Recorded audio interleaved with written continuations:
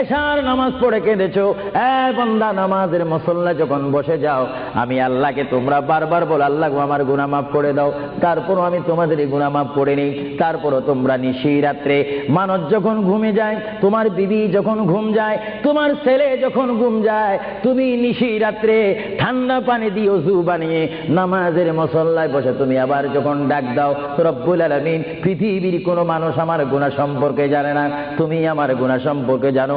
আমি এমন গুনাহ করেছি আমার বিবি জানে না, বিবি গুনাহ করেছে আমি জানি না।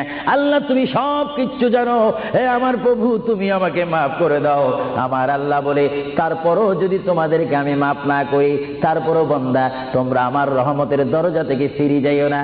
আমি তোমাদেরকে হুকুম দিচ্ছি, ওয়ালাউ আন্নাহুম ইয যালামু আনফুসাহুম জাউকা, বান্দারে যদি গুনাহ করে ফেলো আমার রহমত থেকে মুখ ফিরিয়ে তুমি চলে যাইও না।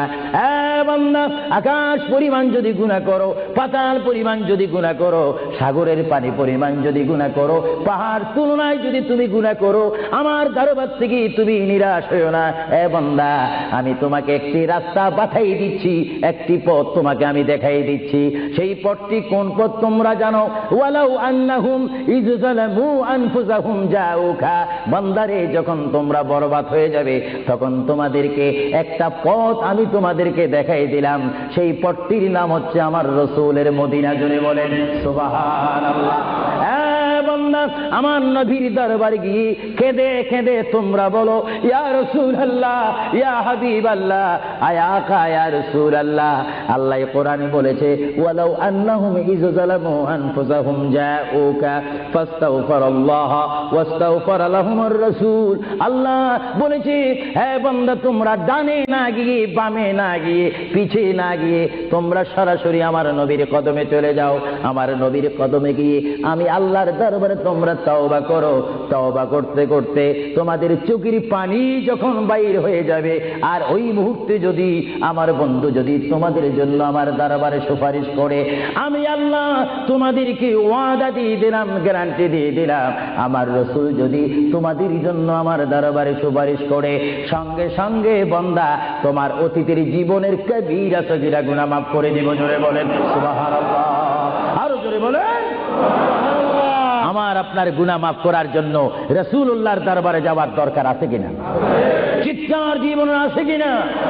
এটা কোরআনের অপব্যাখ্যা নয়, কোরআন শরীফের আয়াত। ওয়ালাউ আন্নাহুম ইয যালামু আনফুসাহুম জাউকা, যারা তাফসীর পড়েছেন, তাফসীর জালালাইন পড়েছেন, টাইটেল পড়েছেন, বুখারী পড়েছেন, মুসলিম পড়েছেন, ইবনে মাজাহ পড়েছেন, সিয়াসিত্তা পড়েছেন, হাদিস পড়েছেন, ইজমা পড়েছেন, কিয়াস মেনেছেন, উসুল মেনেছেন, বালাগাত মেনেছেন, মুনতিক মেনেছেন, শরীয়ত বুঝেছেন, তরিকত বুঝেছেন, হাকিকত বুঝেছেন, ইলমে লুদুনি পেয়েছেন, ইলমে তাসাউফ মেনেছেন, তারা অবশ্যই স্বীকার করবে মানুষের একমাত্র মুক্তির স্থান, পরিত্রাণের স্থান, আসলের স্থান, নাজাতের স্থান, আল্লাহ পাওয়ার স্থান মুহাম্মদুর রাসূলুল্লাহ কদম মুবারক। চিৎকার দিয়ে বলেন সুবহানাল্লাহ।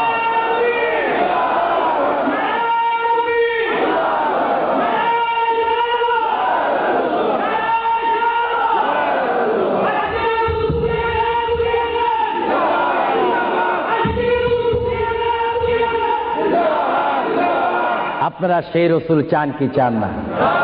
অবশ্যই চাইবেন, না চাইলেও চাইবেন। কেন চান নেই? অবশ্যই আফসোস করবেন। কারণ পৃথিবীতে সন্তান রয়েছে, বিবির জন্য স্বামী রয়েছে, স্বামীর জন্য বিবি রয়েছে, সন্তানের পাশে মা রয়েছে, মায়ের পাশে সন্তান রয়েছে। এটার নাম দুনিয়া।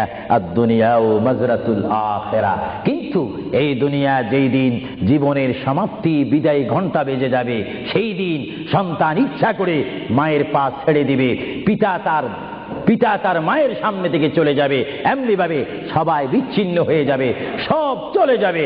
একমাত্র সাথী হবে, আপন হবে, বন্ধু হবে, কবরের সঙ্গী হবে। সবাই বলেন মুহাম্মাদুর। আরো জোরে বলেন না মুহাম্মাদুর। আপনারা সেই রাসূল চান কি চান না? সেই রাসূলের চরিত্রের মধ্যে উম্মতে রক্ষা পাওয়ার গ্যারান্টি আছে কিনা? এটা দরুদ শরীফ বলেন, আল্লাহুম্মা